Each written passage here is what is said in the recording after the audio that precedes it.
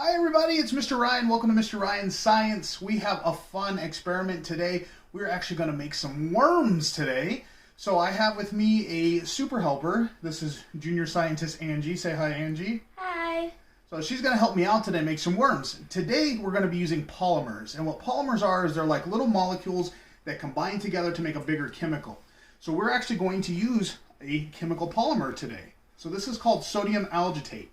So we're going to use this today. We're going to start our experiment. So Angie, what I'm going to have you do is I'm going to have you mix some calcium into the water. So we have some solidified calcium right here. What I'm going to have you do is just pour it right here into this Erlenmeyer flask. Okay, go ahead and, yep, put the whole thing in. They're already starting to dissolve in there, but I'm going to go ahead and mix this up a little bit. I'm going to put my thumb on it and mix it around. We want to make sure it's all mixed into the water. Just like that. All right, almost there. Now what I'm going to have you do is we're going to pour this into a smaller beaker here, Angie. So I'll take this off the board and I'm going to have you pour this in. Looks like it's starting to get clear. I think it's almost ready. So go ahead and grab that and pour it right there in the beaker. It's warm. Yeah, we used warm water because it helps dissolve the calcium faster. So very good. All right. So this is sodium algitate. Chances are you've probably eaten some of this at some point in your life. This is what they use to put into cake fillings, or pie fillings. Have you ever had a cake with like raspberry in the middle or a pie filling? Yeah. Sodium algitate. That's what they use. It actually comes from seaweed. So you've probably eaten some. We don't want to eat this because it's super concentrated and it's got food coloring in it and all that. But we're going to use it to make worms today. So I'm going to go ahead and take the lid off. Now go ahead and pick up our little dropper there, Ange. And put it right here, I'll hold it for you, into the algitate. Squeeze it and pick some up inside. There we go. All right, I see a worm now. So we're going to leave it in there for just a few seconds. All right. Now what I want you to do, Angie, is I want you to take the dropper and try to lift that worm out and put it right here on the paper towel. Do the best you can. There we go. So put it down there on the paper towel. Perfect. All right, we made a worm here. So this is all the algitate mixed in with the calcium, holding on together to make a solid strand.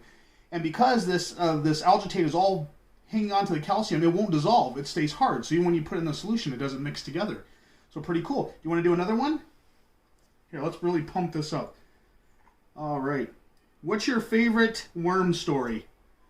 Are you a fan of worms? No. No? Have you ever had a pet worm in your life? No. Would you like a pet worm? No. Okay, well here, you got a pet worm now because you just made one.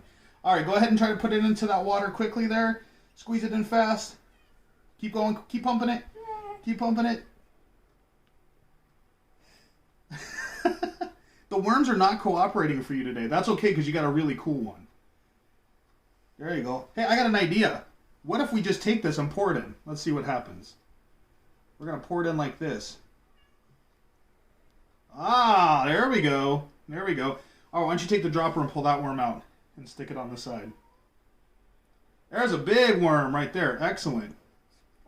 All right. Very cool, right? That's awesome.